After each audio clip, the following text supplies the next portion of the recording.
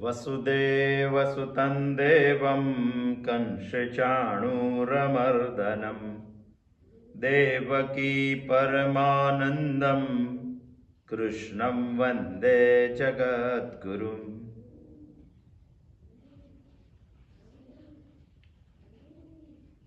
ભગવાન શ્રી કૃષ્ણ માનવ માત્રના ઉદ્ધાર માટે શ્રીમદ ભગવદ્ ગીતાનું કથન કરી રહ્યા છે। આમ જોઈએ તો આપણે બધા જ દુઃખી છીએ। સંસારાલય એટલે દુઃખાલય, પરંતુ એ દુઃખને વિષાદ બનાવવાની પ્રક્રિયા માત્ર અર્જુનને ખબર છે અને આપણે તે શીખવાની છે। વિષાદમાંથી મુક્તિ પ્રાપ્ત કરવા માટે ભગવાને એક રસ્તો બતાવ્યો છે અને તે રસ્તાનું નામ છે સાંખ્ય દર્શન। સાંખ્ય દર્શનમાં ભગવાન આપણને સ્થિત પ્રજ્ઞની વાત કરી રહ્યા છે। સ્થિત પ્રજ્ઞની વ્યાખ્યા કરી અને સ્થિત પ્રજ્ઞની વ્યાખ્યા કર્યા બાદ ભગવાન સ્થિત પ્રજ્ઞનું મનોવિશ્લેષણ કરીને આપણને સ્થિત પ્રજ્ઞનું ચિત્ર આપણા માટે સ્પષ્ટ કરી રહ્યા છે। એ ચિત્ર સ્પષ્ટ કરતા કરતા ભગવાન સંહરણની પ્રક્રિયા બતાવે છે અને સંહરણની પ્રક્રિયા બાદ આ જીવનમાં જીવે કઈ સ્થિતિ પ્રાપ્ત કરવાની તે બતાવે છે અને તેમાં ભગવાન કહે છે યતત અને વિપશ્ચિત। યતત અને વિપશ્ચિત આ જીવ થવો જોઈએ, પરંતુ જો યતત અને વિપશ્ચિત થઈ જાય તો તેના જીવનમાં પૂર્ણતા આવતી નથી, તે સ્થિત પ્રજ્ઞ બનતો નથી, કોઈક વાત અધૂરી રહે છે અને તે વાત જે અધૂરી છે તે ભગવાન 61મા શ્લોકમાં બતાવે છે મત પર, મને પરાયણ થા, પરમાત્મા પરાયણ થા। અને જે વ્યક્તિ પરમાત્મા પરાયણ થાય તેને પોતાનું મન અને બુદ્ધિ ભગવાનને આપી દીધા છે। જેમ કે આપણે સેફ ડિપોઝિટમાં આપણા ઘરેણાં મૂકીએ છીએ, સેફ ડિપોઝિટ વોલ્ટમાં જ્યારે ઘરેણાં મૂકીએ છીએ ત્યારે ઘરેણાં સાચવવાની સેફ ડિપોઝિટ વોલ્ટ વાળાની જવાબદારી છે, પરંતુ એ ઘરેણામાં સુધારો વધારો ના કરી શકે। આ પણ ભગવાનની એક જુદા પ્રકારની સેફ ડિપોઝિટ છે, જેમાં હું મારા મન અને બુદ્ધિ મૂકું છું અને મારા મન અને બુદ્ધિ મૂક્યા પછી ભગવાન તેનું ઉદાત્તીકરણ કરે છે, ભગવાન તે મન અને બુદ્ધિને દૈવી બનાવે છે। આટલો ફરક છે। આમ જોઈએ તો ભગવાને જીવનની અંદર પરમોચ્ચ સ્થિતિ પ્રાપ્ત કરવા માટેની એક સુંદર પ્રક્રિયા માણસને આ જીવનમાં બતાવી છે, પરંતુ આ તો સંસાર છે અને આ સંસારમાં જીવતો રહેલો માણસ ભગવાને બતાવેલી પરમોચ્ચ સ્થિતિ ઉપર ન જતા અવળી દિશા ઉપર ચડી જાય છે। સંસારમાં સ્થિરતા ક્યારેય નથી, ક્યાં તો સંસાર વૃદ્ધિ પામે, ક્યાં તો સંસાર ક્ષય પામે, ક્યાં તો સંસારમાં ઉર્ધ્વ જવાય, ક્યાં તો સંસારમાં અધો જવાય। બે જ ગતિ છે, એક છે પ્રગતિ અને બીજું છે પતન। જે દિવસે તમારી પ્રગતિ અટકી, જે દિવસે તમારું ઉર્ધ્વગમન અટક્યું, જે દિવસે તમારી વૃદ્ધિ અટકી, બસ તે જ ક્ષણથી તમારું પતન શરૂ, તમારું અધઃપતન શરૂ, તમારી ક્ષય શરૂ, અધોગતિ શરૂ। ઉર્ધ્વ સમાપ્ત એટલે અધઃ શરૂ। જો તમે આ જીવનમાં મત પર નહીં થઈ શકો, ભગવત પરાયણ નહીં થઈ શકો, તો તમે વિષય પરાયણ ચોક્કસ થઈ જશો। જો તમે ઉર્ધ્વ નહીં જાઓ તો અધો તો નિશ્ચિત જ જવાનો છે, કારણ કે કોઈ સ્થિરતા સમાજમાં છે નહીં। સંસારનું નામ જ છે ગતિશીલતા, ક્યાંક આ બાજુ ગતિ, ક્યાંક આ બાજુ ગતિ। આ બાજુ ગતિ ભગવાને બતાવી દીધી, પણ જો આ બાજુની ગતિ આપણાથી નહીં પકડાય, જો એ ગતિ આપણે ચાલુ નહીં રાખીએ તો આ ગતિ નિશ્ચિત છે અને તે ભગવાનને બતાવવી છે। અને માટે જ ભગવાન એવું કહે છે કે જે જીવ મતપર નથી થયો, ભગવત પરાયણ નથી થયો, તે જીવ અધોગતિ પરાયણ થઈ જશે। પરંતુ આ અધોગતિ શું છે તે ભગવાન હવે સમજાવવાના છે। 62મા શ્લોકથી અધોગતિના પગથિયા ભગવાન સમજાવે છે। ધ્યાયતો વિષયાન પુંસા સંગાસ્તે સુપજાયતે, સંગાત સંજાયતે કામ, કામાત ક્રોધો ભિજાયતે।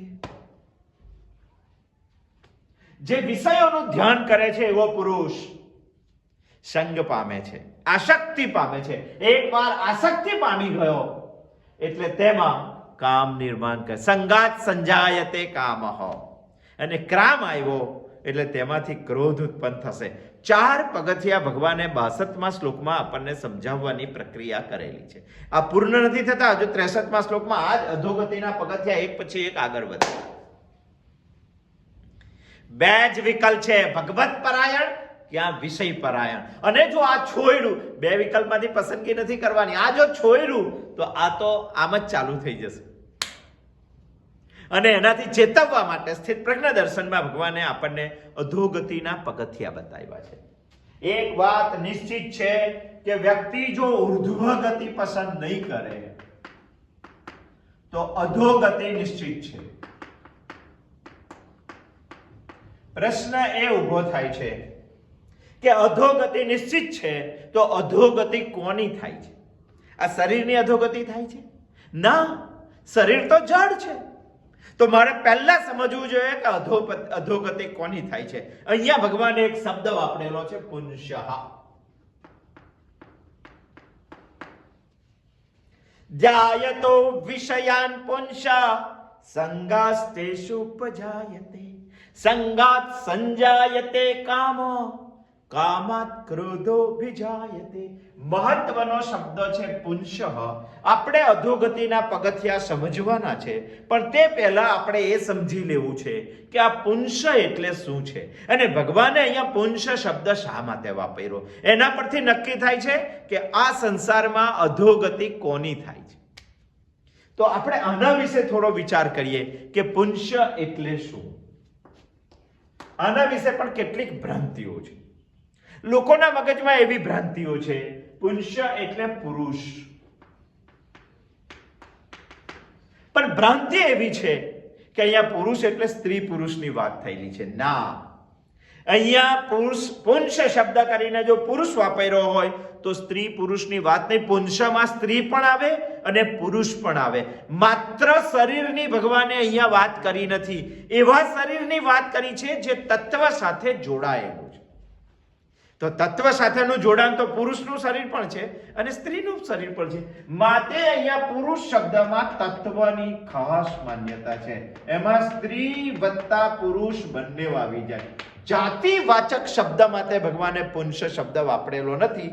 આ એક અધોગતિના પગથિયા સમજતા પહેલા આ વાત આપણે સમજી લેવી જોઈએ, તો આપણને અધોગતિના પગથિયા ખૂબ જ ધ્યાનમાં આવશે.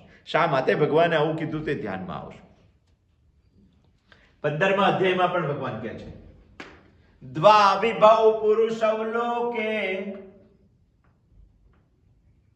દ્વાવિભૌ પુરુષૌ લોકે. અહીંયા પણ પુરુષ શબ્દ છે. દ્વાવિભૌ પુરુષૌ લોકે ક્ષરશ્ચાક્ષર એવ ચ. ક્ષર અને અક્ષર નામના 2 તત્વોની વાત ભગવાને કરી છે. અહીંયા પણ જો જોઈએ તો ચૈતન્ય સાથે જોડાયેલા શરીરની વાત છે. ત્રીજી પણ શાસ્ત્રો એક વ્યાખ્યા કરે છે. આપણે તો અધઃપતન કોનું તે સમજવું છે. ભગવાને અહીંયા પુંસા શબ્દ શા માટે વાપર્યો તે સમજાવે છે. પુરુષેતિ ઇતિ પુરુષઃ.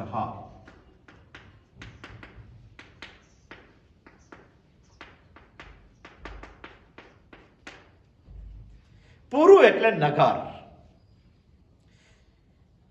આ શરીર એક નગર છે, શહેર છે. કારણ કે એની વ્યવસ્થાઓ વિશે વિચારી છે. ઓહો, એટલી બધી વિચારણા છે કે ખરેખર આ નગર એક શહેર છે, પુરુ નામનું. પુરુ એટલે શહેર. આ જે શહેર છે, વિચારશું ક્યારેક, એમાં બી મોટા મોટા હાઈવે છે, મોટા મોટા રોડ છે, ટેલિફોનની લાઈનો છે, બહુ મોટું શહેર છે. 24 કલાક જન્મથી મૃત્યુ સુધી ટ્રાફિક જામ નથી થતો, છતાં પણ રોજ હજારો લાઈનોનું સર્ક્યુલેશન આ શરીરમાં ચાલુ છે. બહુ મોટું શહેર છે, બહુ બધી કોલોનીઓ છે, બહુ મોટા ગામો છે, આમાં નગરો છે, શહેરો છે. વિચારશો તો મગજ ગાંડું થઈ જાય એવું છે. પણ આપણે એટલું માનવું પડશે કે આ પુરુ નામનું એક શહેર છે. પુરુ. આ શહેરમાં જે ચૈતન્ય રહે છે એ ચૈતન્યને પુરુષ કહેવાય છે. એના પરથી પણ પુરુષ શબ્દ નીકળ્યો છે.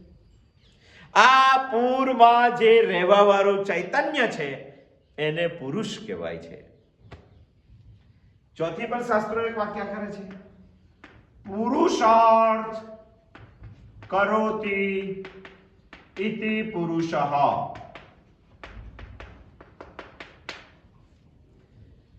આ દુનિયામાં મનુષ્યને શાસ્ત્રોએ 4 પુરુષાર્થ આપેલા છે, ધર્મ, અર્થ, કામ અને મોક્ષ. 4માંથી એક પણ પુરુષાર્થ ન કરતો હોય એને ક્યારેય પુરુષ ના કહેવાય. 4માંથી કોઈ પણ એક પુરુષાર્થ કરવાની જેનામાં ક્ષમતા છે એને પુરુષ કહેવાય. એક પણ પુરુષાર્થ કરવાની ક્ષમતા ના હોય તો તેને શું કહો તમે? એને આપણે કહીએ છીએ મરદું.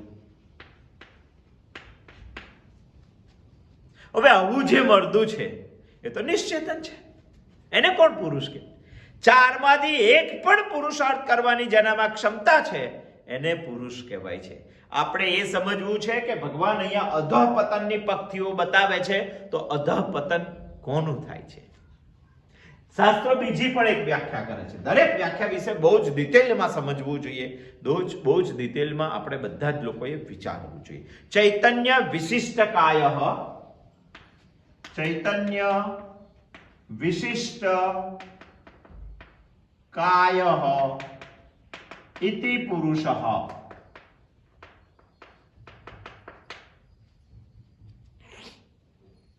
જેનામાં ચૈતન્ય રહેલું છે, આવી વિશિષ્ટ જે કાયા છે એને જ પુરુષ કહેવાય. ચૈતન્ય વગરના શરીરને પુરુષ કહેવાતું નથી, ચૈતન્ય વગરના કાયાને પુરુષ કહેવાતો નથી.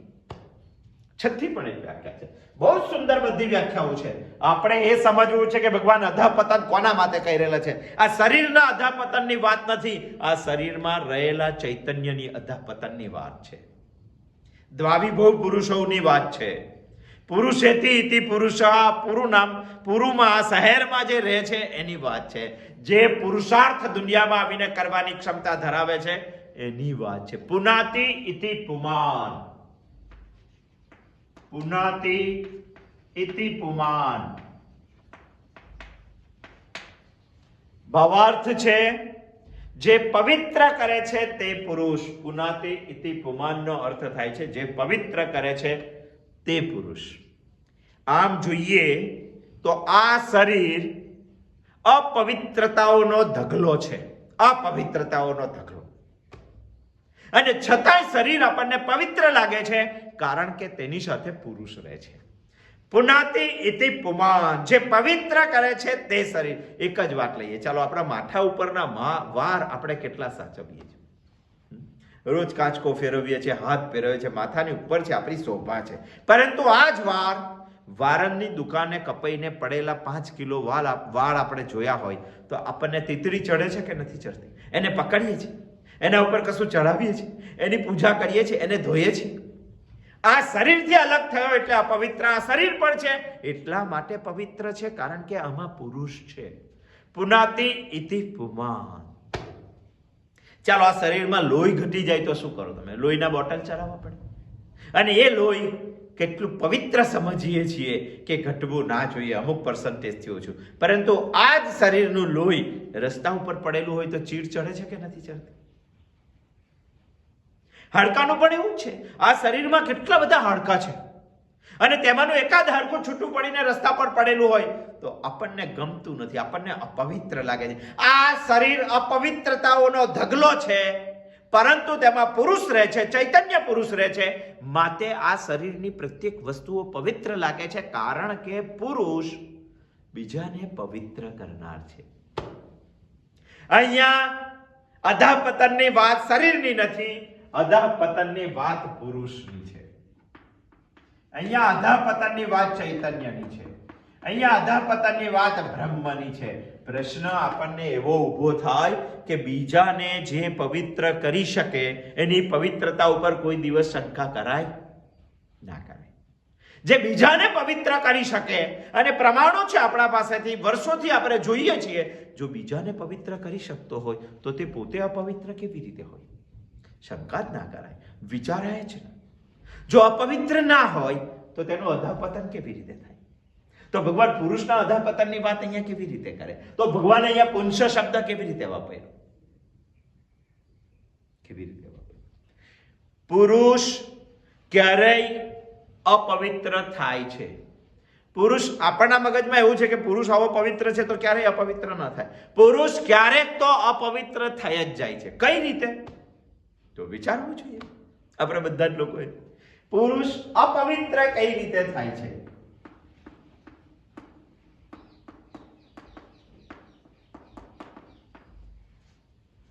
કારણ કે અહીંયા અધઃપતનની વાત છે, અને અધઃપતનની વાત છે તો વિચારવું જોઈએ આપણે બધા જ લોકોએ. હમણાં થોડાક સમયમાં સંક્રાંતિ આવે છે, 14મી જાન્યુઆરી, ઉત્તરાયણ. ઉત્તર તરફ સૂર્ય આયણ કરશે. તે દિવસે શાસ્ત્રો એવું કહે છે, એક દ્રષ્ટાંતથી સમજીએ કે પુરુષ અપવિત્ર કેવી રીતે થાય છે. કારણ કે પુરુષના અધઃપતનની વાત છે, તો અધઃપતિત કેવી રીતે થાય છે પુરુષ? અને જો પુરુષ પવિત્ર કરનાર હોય તો અધઃપતિત થવો જ ના જોઈએ, પણ થાય છે. કારણ કે અહીંયા ક્ષર અને અક્ષર દ્વાવિભવ પુરુષો લોકે ક્ષર ચાક્ષરમ એવ ચ. ક્ષર અને અક્ષર જે નાશવંત છે અને શાશ્વત છે. જે નાશવંત છે એના અધઃપતનની તો વાત જ નથી, એ જળની. તો અહીંયા ચૈતન્યના અધઃપતનની વાત છે. અને ચૈતન્ય આટલું પવિત્ર હોય તો અધઃપતન કેવી રીતે થાય, અધઃપતિત કેવી રીતે થાય? સંક્રાંતિનો ઉત્સવ આવે છે અને લોકો એવું માને છે કે સંક્રાંતિના દિવસે સમુદ્રમાં સ્નાન કરવું જોઈએ, પવિત્ર થવાય. શા માટે સમુદ્રમાં? તો કે સેંકડો નદીઓનું પવિત્ર પાણી સમુદ્રમાં સમાવિષ્ટ થાય છે, માટે સમુદ્ર પવિત્ર છે. એક ભાઈ સંક્રાંતિના દિવસે સવારે સમુદ્રમાં સ્નાન કરવા ગયા. 5 મિનિટ સુધી બહુ સુંદર મજા લીધી સ્નાન કરવાની. સ્નાન કરતા કરતા એને એક વિચાર આવ્યો કે મારા ઘરે તો 9 લોકો રહે છે, એમાંથી હું એકલો સ્નાન કરવા આવ્યો, બાકીના 8 જણ આવી નથી શક્યા, તો મારે એ 8ને પણ પવિત્ર કરવા જોઈએ. તો શું કરે? ચાલો, કોઈ એકલો પુરુષ શું કરે? તો એને નક્કી કર્યું કે પોતાની સાથે એક ઘડો લાવેલો હતો. એને જોયું કે આ સમુદ્રનું પાણી પવિત્ર છે, હું એકલો પવિત્ર થવું એવું ના ચાલે, મારા ઘરના 9 જણ પવિત્ર થવા જોઈએ. માટે તે ઘડામાં સમુદ્રનું પાણી ભરે છે, ઘરે લઈ જવા માટે માથા પર મૂકે છે, અને માથે મૂકીને ઘરે જાય છે સમુદ્રની પાણી બાકીના 8 લોકોને પવિત્ર કરવા માટે. પણ બન્યું એવું કે જ્યારે રસ્તા ઉપર જતો હતો ત્યારે કાગડાને આવી ટેવ છે કે ઘડા ઉપર બેસીને આટલા મોટા સમુદ્રના પાણીમાં પાણી ના પીવે, તળાવમાં પાણી ક્યારેય ના પીવે, પણ કોઈના ઘડા ઉપર બેસીને ચાંચ મારવાની તેને આદત છે. અને એક કાગડાએ આ ભાઈના ઘડા ઉપર બેસીને ચાંચ મૂકી. ચાંચ મારી એટલે પેલા ભાઈને ખબર પડી કે મારા ઘડા ઉપર કાગડાએ ચાંચ મારી છે. હવે આ પાણી તો અપવિત્ર થઈ ગયું. હવે શું કરવું? એટલું તો કરવું જ પડે ને કે પેલા 8 જણને જે પવિત્ર કરવા માટે પાણી લઈ જાય છે તો એ 8 જણને છેતરવા તો ના પડે. એને ખબર તો પડી ગઈ કે આ પાણી અપવિત્ર થઈ ગયું છે, કાગડાએ ચાંચ મારી માટે, તો અપવિત્રને પવિત્ર કર્યા વગર ઘરે ના લઈ જાય. તો મનમાં વિચાર કરવા લાગે. ચાલો આપણે પણ વિચાર કરો કે આપણે પાણી આવું હોય તો તેને પવિત્ર કેવી રીતે કરીએ? શું ગાડીને ઘરનીથી ગાડીને પવિત્ર થઈ શકે? શું પાણી ગરમ કરીને પવિત્ર થઈ શકે? શું પાણીને ફિલ્ટર કરીને પવિત્ર થઈ શકે? ના. મનમાં એક વખત અપવિત્રતાનો વિચાર આવ્યો એટલે એ પાણીને શુદ્ધ કરવા માટેનો એક જ રસ્તો છે. આપણા બધા રસ્તા ફેલ. તો શું રસ્તો છે? એ ઘડો ભરેલો માણસ ફરી પાછો સમુદ્રની પાસે જાય છે અને અપવિત્ર પાણીને સમુદ્રમાં ભેરવી દે છે અને બીજી વખત ઘડો ભરી લે છે. આ જ પવિત્ર કરવાનો એક સરળ રસ્તો છે. અપવિત્ર થઈ ગયું તો સમુદ્રમાં ભેરવી દો અને ફરી પાછું નવું પાણી ભર. કારણ કે સમુદ્ર વહેતો છે, પાણી ફરી પાછું ભરી લો અને તમે ઘરે લઈને જાઓ તો આ પવિત્ર પાણી થઈ ગયું. હવે આ જ વાતને આપણે પુરુષ સાથે સરખાવીએ. આખો જગત, આખો સંસાર એ ચૈતન્યનો મહાસાગર છે.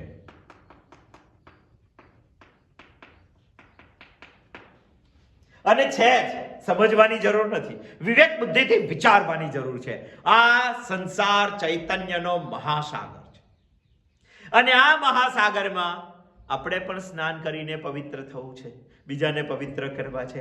માટે આ મહાસાગરમાંથી એક નાનકડા ઘડાનો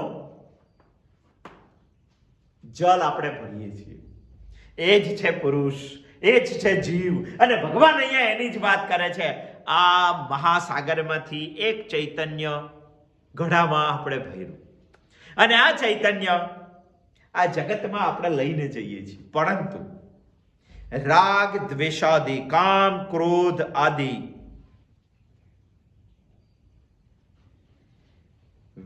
કામ, ક્રોધ, રાગ, દ્વેષ આદિથી આ ઘડાનું પાણી અપવિત્ર થઈ જાય છે. જેમ કાગડો ચાંચ મારવાથી પેલાના ઘડાનું પાણી અપવિત્ર થયું, એમ આ સંસાર રૂપી મહાસાગર ચૈતન્યનો છે, એમાંથી આપણે પણ એક ઘડો ભરેલો છે. આ ઘડામાં રાગ, દ્વેષ આદિ દુર્ગુણો આવવાથી પાણી અપવિત્ર થઈ જાય છે. ચાલો, હવે અપવિત્ર થઈ ગયું તો એનો સરળ રસ્તો શું છે? જેમ પેલા ભાઈએ ઘડાને સમુદ્રમાં નાખી દીધો, એમ આપણને પણ આપણા ચૈતન્ય રૂપી ઘડાને સમુદ્રમાં ભેરવતા આવડવું જોઈએ. તમે કહેશો કે કેવી રીતે ભેરવાય? એ તો એ દરિયો હતો એટલે એને ઘડો નાખી દીધો. આ ઘડાને કેવી રીતે ભેરવાય? આ ઘડાને ભેરવવા માટેનો એક જ રસ્તો છે, વિવેકપૂર્ણ વિચારથી ચૈતન્યને સમજવાનો પ્રયત્ન કરવો જોઈએ. ઉપનિષદ એ જ કરી રહેલું છે. વિવેકપૂર્ણ વિચારથી આ મહાસાગર રૂપે ચૈતન્ય જે દુનિયામાં છે એને સમજવાનો વિચાર કરવો જોઈએ. તેના માટે વિવેક બુદ્ધિ જોઈએ, સમત્વમ યોગ જોઈએ તેના માટે, અને તેનાથી તેને સમજવાનો પ્રયત્ન. એક વખત તેને સમજી જાઓ એટલે આ ચૈતન્યના ઘરાને તેમાં ભેળવી દેવાનો, એની અશુદ્ધિઓ બધી જતી રહેશે. ભેરવવું એટલે એકરૂપ થવું, ભેરવવું એટલે અદ્વૈત થઈ જવું, દ્વૈત નહીં. બહુ મોટી વિચારધારા છે આ તો. સાંકેતિક સમજીએ છીએ આપણે. ઘણાને પ્રશ્ન થાય કે આપણો અમલિન ઘડો સમુદ્રમાં નાખી દઈએ તો સમુદ્ર મલિન ના થઈ જાય? કાગરાની ચાંચ વાળું અપવિત્ર પાણી આપણે દરિયામાં નાખીએ તો દરિયો અપવિત્ર નહીં જાય? ના, કારણ કે સમુદ્ર અનંત છે અને અનંત ક્યારેય અપવિત્ર ના થાય. આ મહાસાગર છે ચૈતન્યનો અને ક્યારેય અપવિત્ર ના થાય. પુરુષ મૂળતઃ પવિત્ર જ છે, પવિત્ર છે. પણ પ્રશ્ન એ ઉભો થાય કે પુરુષ અપવિત્ર ક્યારે થાય, મલિન ક્યારે થાય? ધ્યાયતો વિષયાન પુંસ સંગસ્તે સુપજાયતે સંગાત સંજાયતે કામ કામાત ક્રોધો વિજાયતે. માતે ભગવાને અહીંયા પુંસ શબ્દ વાપરેલો છે. પુંસ એટલે પવિત્રતાનો દ્યોતક છે. આપણા ધ્યાનમાં પવિત્ર વાત આવે અને હું પવિત્ર જ છું એ વાત ધ્યાનમાં આવે પછી જ આખો શ્લોક સમજવાનો છે. એ દ્યોતક બતાવવા માટે ભગવાને અહીંયા પુંસ શબ્દ વાપર્યો છે. પ્રશ્ન આપણને અહીંયા એવો ઉભો થાય કે જો પુંસ ખરેખર પવિત્ર હોય તો અપવિત્ર કેવી રીતે થાય? તો ભગવાને આગલા શ્લોકમાં બતાવી દીધું મતપરહ, અને મતપર આપણાથી ના થવાયું અને આપણે વિષય પરત્વ થઈ ગયા, એટલા માટે પુંસ પણ અપવિત્ર થઈ જાય. એટલે પહેલી પંક્તિ ભગવાને બતાવી, ધ્યાયતો વિષયાન પુંસ. પહેલી પંક્તિ.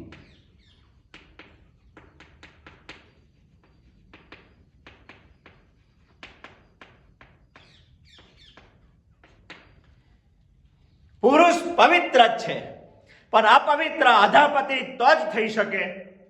ધ્યાયતો વિષયાન પુંસ. આ જગત છે, જગતમાં આપણે જન્મ લઈને આવ્યા છે તો આ જગતમાં વિષયો તો રહેવાના જ, અને વિષયોની સાથે જ મારે રહેવાનું છે. માટે ભગવાન બહુ જ વ્યવહારિક ઉપદેશ આપે છે. વ્યવહારિક ઉપદેશ. ભગવાન શું કહે છે? ધ્યાયતો વિષયાન. વિષયોને જોવાના, વિષયોનું સ્મરણ કરવાનું, પણ વિષયોનું ધ્યાન નહીં કરવાનું, એવું ભગવાન કહે છે. બહુ સુંદર વાત છે, બહુ સુંદર. નહીં તો પુરુષ અપવિત્ર થઈ જશે, પુરુષ અધાપતિત થઈ જશે, આ શરીર અધાપતિત નહીં થઈ જાય. હવે પ્રશ્ન એવો ઉભો થાય છે, તમે અહીંયા જ રહો છો, વિષયો અહીંયા જ છે, વિષયો પણ ભગવાને બનાવ્યા, તમને પણ ભગવાને બનાવ્યા, તમારે બંને સાથે જ રહેવાનું છે, તો વિષયોનો ત્યાગ નહીં થઈ શકે. વિષયોને જોવાના જ નહીં એવું નથી, વિષયોનું સ્મરણ જ નહીં કરવાનું એવું નથી, વિષયોને ભોગવવાના જ નહીં એવું નથી. વિષયોને જોવાના પણ, વિષયોનું સ્મરણ પણ કરવાનું, વિષયોને ભોગવવાના પણ ભગવાન અહીંયા એવું કહે છે કે વિષયોનું ધ્યાન નહીં કરવાનું. ધ્યાયતો વિષયાન પુંસ. આ પુરુષ વિષયોનું ધ્યાન કરે છે માટે તેને સંગ થઈ જાય છે. બીજું પંક્તિ છે, આપણે પહેલી પંક્તિ વાપરે છે. અહીંયા મહત્વનો શબ્દ છે ધ્યાન. ધ્યાન શબ્દ ધી શબ્દ પરથી બનેલો છે. ધી એટલે બુદ્ધિ, અને ધ્યાન ધ્યેય શબ્દ પણ ધી પરથી જ બનેલો છે, બુદ્ધિને જ અનુલક્ષીને છે. ધ્યાન ધી પરથી બનેલો શબ્દ હોય અને ધી એટલે બુદ્ધિ હોય તો અહીંયા એક વાત સ્થિર થાય છે કે દુનિયાનો કોઈ પણ વિષય મારી બુદ્ધિ ઉપર દ્રઢ સંસ્કાર પાડે તે દિવસે તે વિષયનું ધ્યાન થયું કહેવાય. બધા જ વિષયોને ભોગવવાના, વિષયોને જોવાના, પણ વિષયોને સ્મરણ પણ કરવાનું, પણ કોઈ પણ વિષય દુનિયામાં મારી બુદ્ધિ ઉપર દ્રઢ છાપ પાડવો ના જોઈએ. એટલા માટે ભગવાને અહીંયા શબ્દ વાપર્યો છે ધ્યાન. હવે તમે કહેશો કે જોવું એટલે શું, સ્મરણ કરવું એટલે શું ને ધ્યાન એટલે શું? વિષયો ત્રણે ત્રણ વાતો આપણે સમજવી જોઈએ. જોવાથી વિષય ચીપકતો નથી, સ્મરણ કરવાથી પણ વિષય ચીપકતો. આપણે કોઈ પણ વસ્તુને જોઈએ તો આપણી અંતઃકરણની વૃત્તિ તે વિષયાકાર થઈ જાય છે.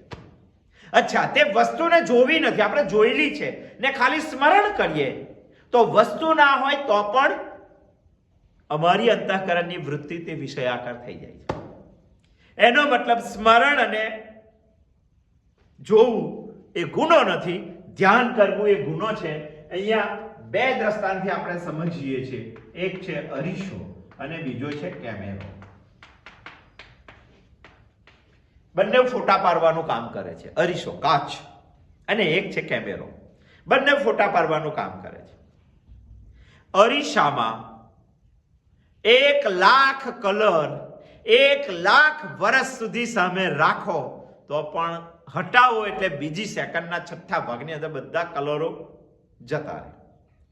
અત્યાર સુધી આપણે એવું જોયું છે કે આ અરીસો છે એની સામે લાલ સાડી લટકાવી દીધી 1,00,000 વર્ષ સુધી ચાલો, અને પછી સાડી હટાવી દીધી તો અરીસા ઉપર કલર ચોંટી ગયો. દુનિયામાં એવું ક્યારેય બન્યું છે? દુનિયામાં એવું ક્યારે? મારું અંતઃકરણ અરીસો બનવું જોઈએ, મારું અંતઃકરણ કેમેરો નહીં. કેમેરો શું કરે?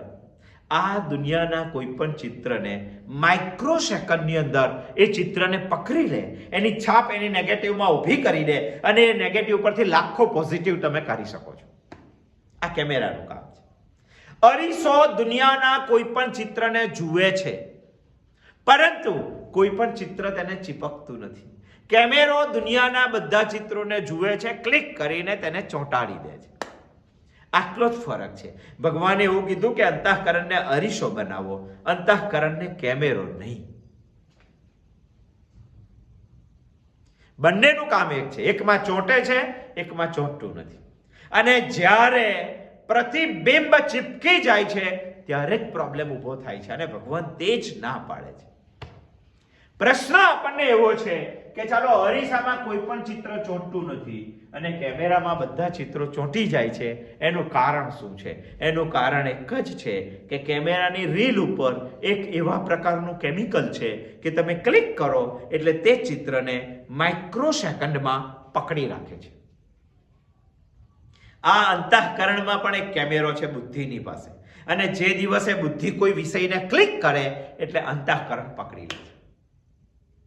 હવે કેમેરામાં તો પેલું રસાયણ છે ચોંટાડવાનું, આપણી બુદ્ધિમાં કયું રસાયણ છે? ભગવાન કહે કે તમારી બુદ્ધિમાં પણ એક રસાયણ છે અને તે રસાયણના લીધે ફોટા ચોંટી જાય છે. એ રસાયણનું નામ છે રસ. રસવર્ધમ રસોપ્યસ્ય કહી દીધું છે ભગવાન. રસ નામનું એક કેમિકલ આપણા અંતઃકરણમાં છે.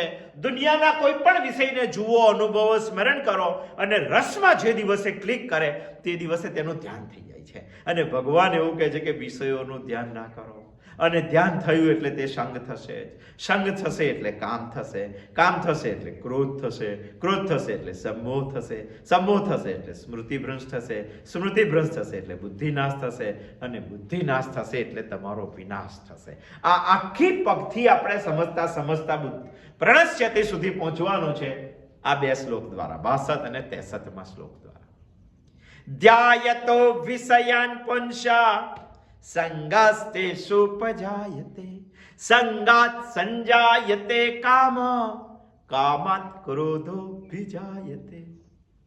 તમે દુનિયાના વિષયો માટેનો રસ નિર્માણ કરો છો તો ભગવાન એવું કહે છે કે એના કરતા ભગવાન માટેનો રસ ઊભો થવો જોઈએ. એ ચિત્રો ક્લિક થવા જોઈએ અંતઃકરણમાં.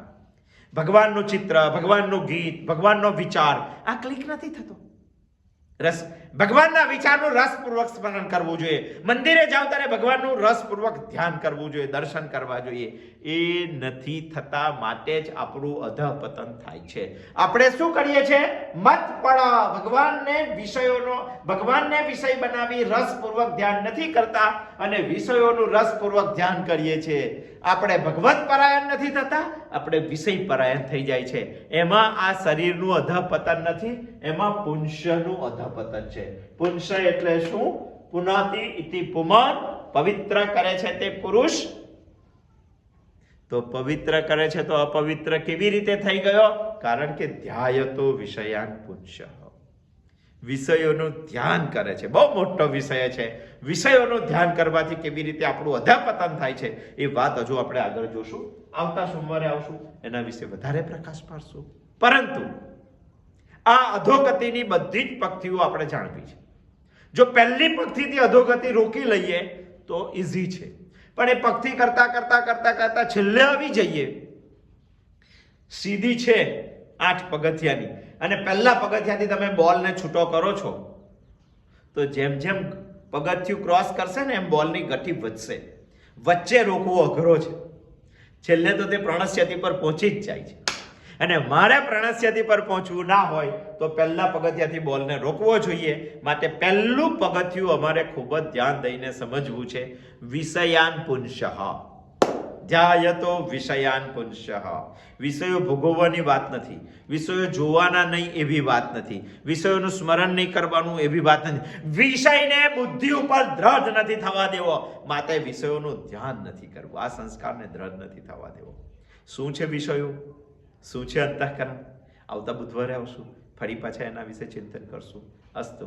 જય શ્રી કૃષ્ણ.